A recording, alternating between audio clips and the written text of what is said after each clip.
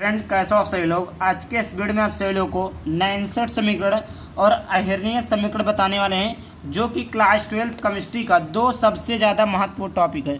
दो important topic होने वाला है, ये बहुत ही ज़्यादा इम्पॉर्टेंट टॉपिक है। और इसका देखिए जो भी परिभाषा है, सूत्र का निगमन कैसे होता है, आखिर कैथोड क्या होता है, एनोड क्या होता है, उसके बाद भी यहाँ पर इलेक्ट्रोड विभव क्या होता है, इन सारी चीज़ों का चर्चा हम करने वाले हैं आज के इस वीडियो में। और उसके बाद में यहाँ पर अहिर्णीय समीकरण के बारे में भी हम चर्चा करने वाले हैं बहुत ही विस्तार पूर्वक से। उसके लिए आपको करना क्या होगा, वीडियो को अंत तक जरूर देखना होगा। चैनल पर पहली बार आए चैनल को सब्सक्राइब कर देंगे। तो आइए सबसे पहले देख लेते हैं नैनसेट समीकरण। तो देखिए भाई साहब, जो नैनसेट थे वो एक नाम है, एक वैज्ञानिक का क्या है, नाम है, एक क्या है, नाम है। तो देखिए नैनसेट नामक एक वैज्ञानिक थे, जिन्होंने इलेक्ट्रोड विभव को किससे लिखते हैं, ई से लिखते हैं। इलेक्ट्रोड विभव को किससे लिखते हैं, ई से लिखते हैं। तो एक नैनसेट नामक वैज्ञानिक ने इलेक्ट्रोड विभव को ई को ज्ञात करने के लिए एक समीकरण बनाया, जिसे हम नैनसेट समीकरण कहते हैं। आई होप क्लियर हो गया होगा कि नैनसेट समीकरण किसे कहते हैं। नैनसेट समीकरण किसे कहते हैं, एक कोई इलेक्ट्रोड विभव ई है, कोई इलेक्ट्रोड विभव ई है, उसे ज्ञात करने के लिए नैनसेट जी ने एक समीकरण बनाया, उसे ही नैनसेट समीकरण कहते हैं। अब इसको ध्यान से समझ लीजिए। ये आपका एक जिंक है, क्या है, एक जिंक है। ये आपका एक धातु है और इसमें ये आपका पूरा विलेन है, और इस विलेन में एक धातु का लवण को डुबोया गया है, जिसे कहते हैं जिंक सल्फेट। उसी धातु का लवण होना चाहिए। जैसे यहाँ पर जिंक लिए तो जिंक सल्फेट हो जाना चाहिए, Mg लिए तो मैग्नीशियम सल्फेट होना चाहिए, उसी धातु का लवण होना चाहिए। तो यहाँ पर हमने क्या लिया, जिंक ले लिया, दो छड़ हैं उसमें हमने जिंक ले लिया और उसी धातु के जिंक सल्फेट को ले लिया। इसमें आपका एनोड है, इसमें आपका कैथोड है। आपको पता है एनोड को प्लस से और कैथोड को माइनस से जानते हैं। एनोड को किससे, प्लस से, और कैथोड को किससे जानते हैं, माइनस से जानते हैं। आई होप इतना क्लियर हो गया होगा। अब जो यहाँ पर आपका एनोड होता है, जी पर बच्चों, जो आपका एनोड होता है वो आपका ऑक्सीकरण होता है। एनोड क्या होता है, ऑक्सीकरण होता है। कैथोड क्या होता है पर बच्चों, कैथोड आपका अपचयन होता है। एनोड क्या होता है, ऑक्सीकरण होता है। कैथोड आपका यहाँ पर अपचयन होता है। इतना आपको बात क्लियर होना चाहिए। आइए फिर यहाँ पर देख लेते हैं। ये फिगर आपको समझ में आ गया कि कोई एक विलेन है, उस विलेन में दो धातु का छड़ है, और उस धातु के छड़ में जिंक का एक टुकड़ा है, जो भी धातु है, और उसमें एक एनोड है, एक कैथोड है। एनोड आपका प्लस है, कैथोड आपका माइनस है। एनोड ऑक्सीकरण होता है, कैथोड आपका अपचयन होता है। उसी विलेन में आपको उसी धातु के लवण को ले लिया है, जिसे हम जिंक सल्फेट हमने ले लिया है। और ये आपका जो है, ये आपका सेल है। क्या यहाँ पर बच्चों, सेल है। इतना बातें आपको क्लियर हो गया होगा। अब देखिए, जैसे यहाँ पर M कोई धातु का लवण है, M जो धातु का लवण है, N प्लस है, क्या है, N प्लस है, दान कर रहा है। और यहाँ पर देखिए ये किस फॉर्म में है, एक्वस फॉर्म में। किस फॉर्म में, एक्वस फॉर्म में है। और यहाँ पर इलेक्ट्रॉन ग्रहण कर रहा है। इलेक्ट्रॉन क्या कर रहा है, ग्रहण कर रहा है। तो ये जो आपका धातु है, ये सॉलिड अवस्था में हो जा रहा है, सॉलिड अवस्था में हो जा रहा है। इसी के लिए हम एक समीकरण देखेंगे, इसी के हिसाब से हम एक सूत्र का निगमन प्राप्त करेंगे। आपने क्या समझा कि कोई एक मेटल है जो कि इलेक्ट्रॉन दान कर रहा है, एक्वस फॉर्म में है, और इलेक्ट्रॉन फिर उसके साथ साथ इलेक्ट्रॉन ग्रहण भी कर रहा है। तो ये आपका क्या हो गया, एक कोई धातु बचता है, वो किस अवस्था में है, सॉलिड अवस्था में है। उसके लिए हम समीकरण को देखेंगे। तो यहाँ पर बात करते हैं। यहाँ पर जो है ई बराबर हो जाएगा ई नॉट। ई आपका क्या है, इलेक्ट्रोड विभव है, इलेक्ट्रोड विभव है। ई नॉट क्या है, मानक इलेक्ट्रोड विभव है, मानक इलेक्ट्रोड विभव है। तो ई बराबर E naught minus RT upon NF log e M solid form में ये चीज़ें रहेगा, अपान MN प्लस रहेगा, ये चीज़ें रहेगा। ये आपका, ये इतना चीज़ें आपको याद करना पड़ेगा, ये चीज़ें आपको याद करनी पड़ेगी। बस यही इतना आप याद कर लेते हैं, सारा कुछ आपका मामला ख़त्म हो जाएगा यहीं पर। ठीक, इतना चीज़ें आपको याद करना ही पड़ेगा। ठीक, तो यहाँ पर देखिए ई बराबर हो जाएगा ई नॉट माइनस। अब यहाँ पर हमने क्या किया, माइनस 2.303। जब लॉग ई को हटाएंगे, लॉग बेस 10 लाएंगे, तो यहाँ पर माने 2.303 से क्या हो जाएगा, गुणा हो जाएगा। लॉग बेस 10 MS अपान MN। अभी वही चीज़ें चल रहा है, यहाँ तक तो वही चीज़ें सेम है। अब देखिए R का मान जो होता है, यहाँ पर जो R है, R का मान होता है 8.31। यहाँ पर T जो परम ताप है, उसका मान 298 केल्विन होता है। यहाँ पर जो F है, फैराडे है, वो 96,500 होता है। यहाँ पर जो M है, क्या है, M है, M का मान क्या है, 1 होता है। अब देखिए यहाँ पर समझ लीजिए, यही जो मान है इसी में उठाकर हम रख देंगे।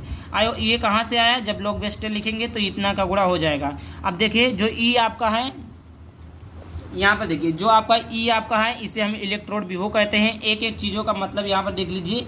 जो आपका ई है इसे इलेक्ट्रोड विभव, R जो है आपका गैस नियतांक है, यहाँ पर जो N है वो इलेक्ट्रॉनों की संख्या है, M जो है आपका धातु है, Mn प्लस जो है धातु की सांद्रता है, E0 जो है इलेक्ट्रोड मानक इलेक्ट्रोड विभव है, T जो है परमताप है और F जो है फैराडे नियतांक है। तो इन सभी मानों को, ये जो आपका मान है, ये जो आपका मान है, इन सभी मानों को हम ले जाकर इस समीकरण में हम क्या करेंगे, पुट कर देंगे, रख देंगे इस समीकरण में। तो आइए उसको भी रख देते हैं। तो यहाँ पर देखिए, जब हम E बराबर E0 माइनस, जब हम R और T का मान, जब हम R और T का मान जब रखेंगे, यहाँ पर R का मान इतना, T का मान इतना, और इन R T का गुणा करेंगे और इसमें गुणा करेंगे तो आएगा 0.0591 आएगा। अपान में स्मॉल n हो गया, n का मान नहीं रखना है, log बेस 10 हो गया, m का मान 1 रखना है, यहाँ पर लिखा है अपान जो है धातु की सांद्रता। और हम जानते हैं इलेक्ट्रोड मानक इलेक्ट्रोड विभव होता है ई cathode, E0 cathode minus E anode, ये चीज़ें होती है। अब इसके स्थान पर आप लोग क्या रख देंगे, ई कैथोड रख देंगे और ई एनोड रखेंगे। यही आपका जो है 69 समीकरण था। अब इसका जो है मतलब न्यूमेरिकल्स मैं एक वीडियो में लेकर आऊँगा।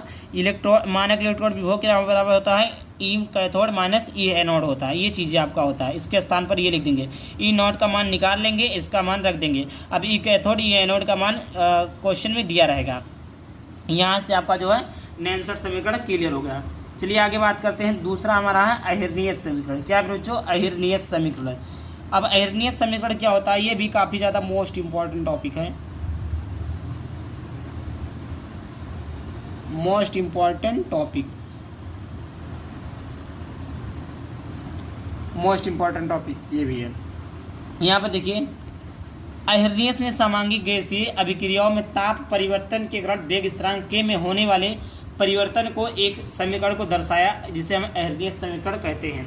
अब देखिए, सबसे मेन पॉइंट जो है इसी के रूप में हमें लेकर आकर इसको लिखना है, अभी मैं समझा दूंगा। तो अहिर्नियत एक वैज्ञानिक थे, उन्होंने समांगिक गैसीय अभिक्रियाओं के ताप में परिवर्तन के कारण वेग स्थिरांक k में होने वाले परिवर्तन को एक समीकरण को दर्शाया, जिसे अहिर्नियत समीकरण कहते हैं। ये आप परिभाषा लिख सकते हैं।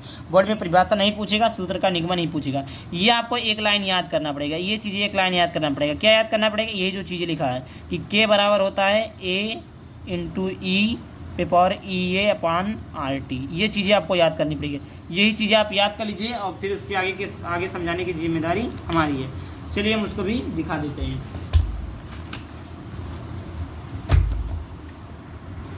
देखिए क्या करेंगे, क्या लिखा है, k बराबर है a into E minus E A upon RT, ये चीज़ें लिखा हुआ है।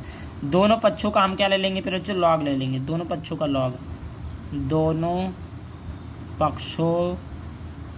दोनों पक्षों का लॉग। टोटल मैथ है, लॉग लेने पर लॉग बेस ई के, इस पक्ष में भी लॉग ले लेंगे, लॉग a इंटू लॉग क्या है, a है, इंटू में क्या है, e है पे पावर, एक सेकेंड, लॉग बेस e के और फिर लॉग है a है इंटू e पे पावर e माइनस RT है अपान RT।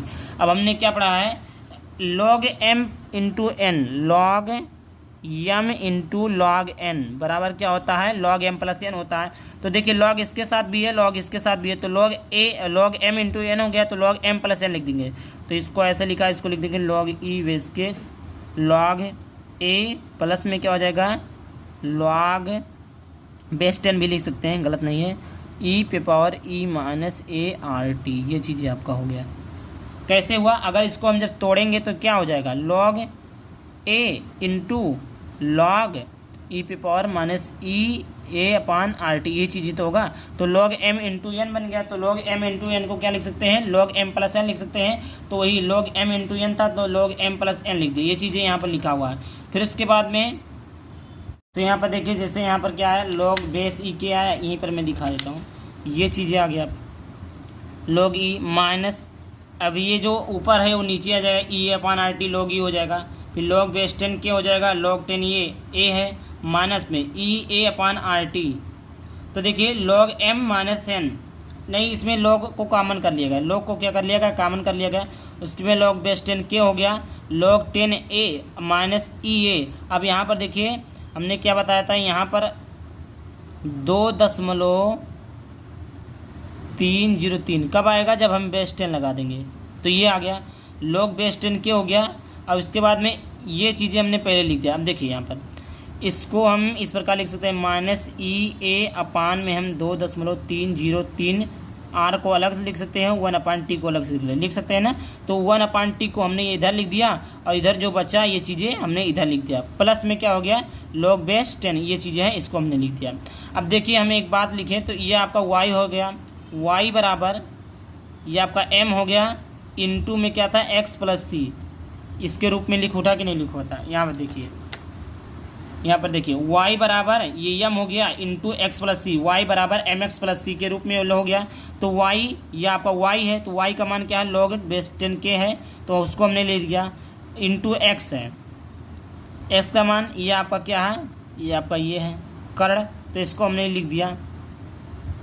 उसके बाद में t, तो ये आपका t हो गया प्लस c आपका क्या त्वरण है।